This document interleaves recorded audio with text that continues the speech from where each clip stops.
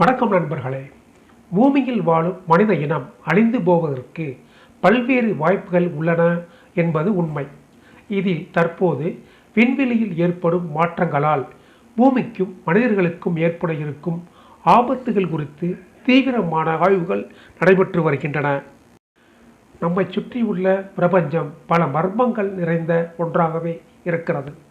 இந்த பிரபஞ்சத்தில் எந்த நிகழ்வு நடந்தால் அது பூமியை அழிக்கும் என்பது குறித்து புதிய ஆய்வு முடிவுகள் இப்போது வெளியாகி உள்ளது.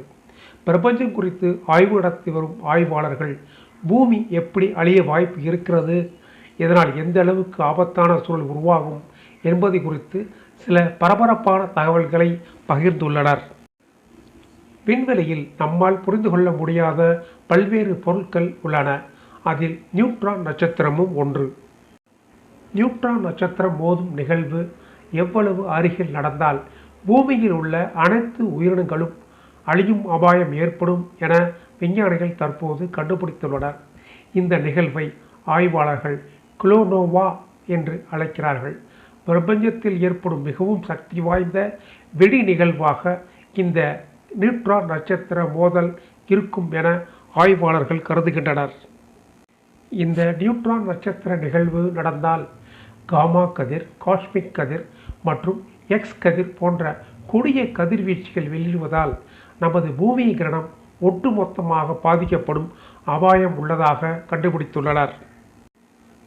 பூமியிலிருந்து சுமார் 36 ஒளியாண்டுகள் தொலைவில் நியூட்ரான் நட்சத்திர வெடிப்பு ஏற்பட்டாலும் கூட அதனால் ஏற்படும் கதிர்வீச்சு விளைவுகளால் ஒட்டுமொத்தமாக பூமியில் இருக்கும் அனைத்து உயிரினங்களும் அழிந்துவிடும்.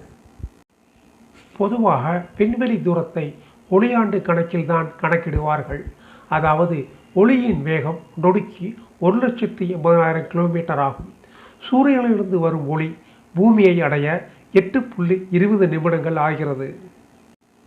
இதே வேகத்தில் சென்றால் கூட 36 ஆண்டுகள் ஆகும் தூரத்தில் நியூட்ரான் நட்சத்திர வெடிப்பு நிகழ்ந்தாலும் கூட ஒட்டுமொத்தமாக பூமி அழிந்துவிடும்.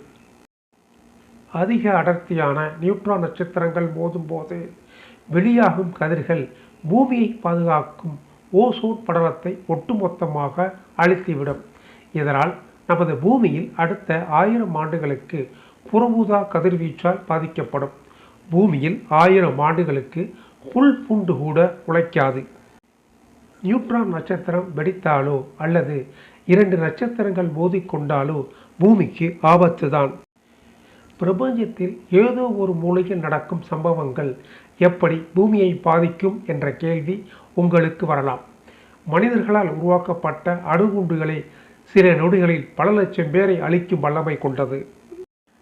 அதனால் இதுபோன்ற நிகழ்வுகளில் நாம் நினைத்து கூட பார்க்க முடியாத அளவுக்கு அதிகபட்ச எனர்ஜி வெளியாகும். அவை அணுகுண்டு வெடிப்பிலிருந்து உருவாகும் ஆற்றலை காட்டிலும் பல மடங்கு வலிமையானதாக இருக்கும். இதன் காரணமாகவே அவை பூமியை அழிக்கும் அபாயம் ஏற்படுகிறது. ஒரு ஆறுதலான செய்தி, தற்போதைக்கு இந்த நியூட்ரான் நட்சத்திரங்களால் பூமிக்கு ஆபத்து இல்லை என்றும் விஞ்ஞானிகள் சொல்லியிருக்கிறார்கள்.